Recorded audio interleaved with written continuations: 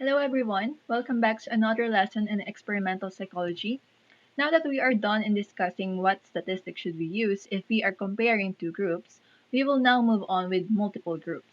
So again class, these are the questions we should first ask before we decide on what statistics we should use.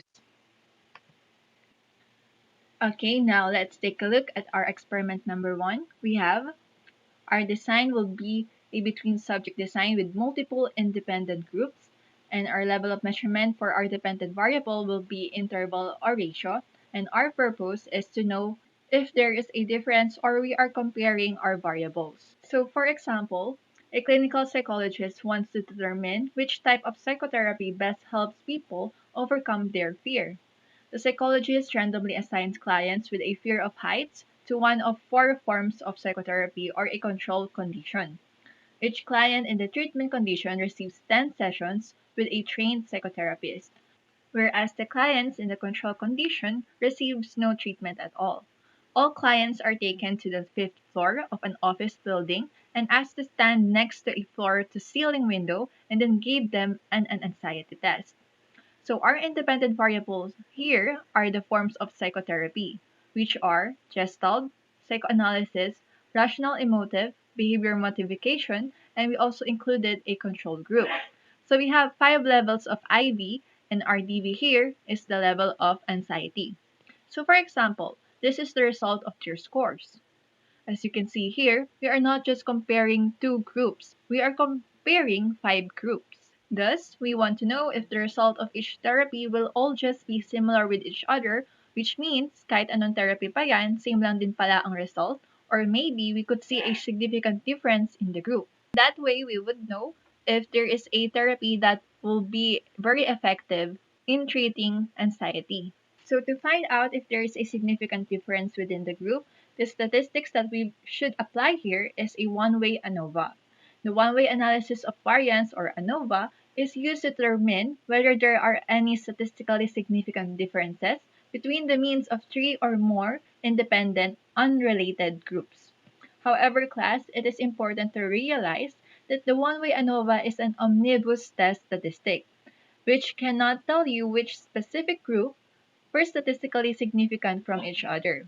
Only that at least two groups were. So tandaan nyo class, hindi masispecify ng ANOVA kung alin sa treatment mo ang pinaka-different sa lahat or anong treatment ang pinaka-naging effective. If the result of our statistics said that there is a significant difference, it just means that there are treatments that resulted differently from all the groups that we have. Okay, so let's move on to our next experiment. So in here, we have the same design and purpose, but the level of measurement of our dependent variable is ordinal. So for example, a psychologist wanted to know whether exam performance differs based on test anxiety levels.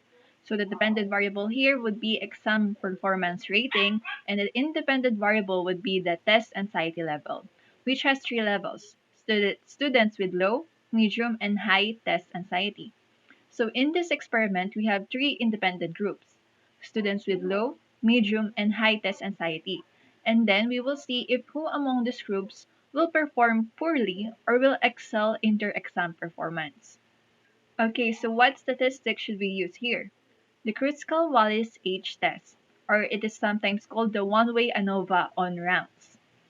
It is a rank-based non-parametric test that can be used to determine if there are statistically significant differences between two or more groups of an independent variable on a continuous or ordinal dependent variable.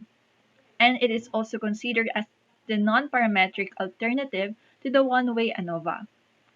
So gagamitin natin to if yung data natin for one-way ANOVA is not normally distributed or may mga outliers yung data natin. Like the one-way ANOVA, Kruskal-Wallis is also an omnibus test statistic and cannot tell you which specific groups of your independent variable are statistically different from each other.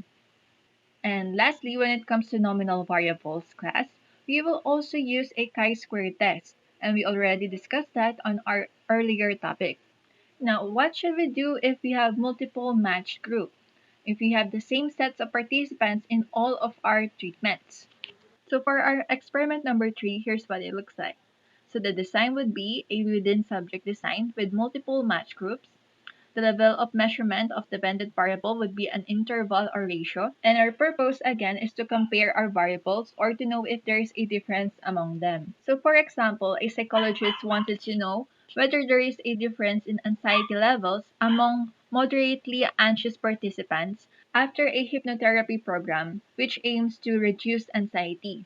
This program has 3 time points in which they will monitor their patient's anxiety before the treatment, 1 month after, and 6 months after the treatment. In this example, anxiety level is your dependent variable, while your independent variable is time. The before therapy, 1 month, and 6 months after therapy. So what statistics should we use? We shall use a one-way repeated measures ANOVA, also known as a within subject ANOVA. We use this to determine whether 3 or more group means are different and the participants are the same in each group. And we also use this if A. Our participants have been measured over multiple time points to see if there have been any changes, usually in response to our intervention. So in our example, nag-change ba ng level of anxiety ang mga participants natin nung 1 month after our treatment? Or how about after 6 months of our treatment? Or B, our participants have been subjected to more than one condition or trial, and the response to each of these conditions is to be compared. Meron tayong iba't ibang klaseng intervention or treatment na ibibigay sa same sets of participants. Now, what statistics should we use if we have an ordinal variable?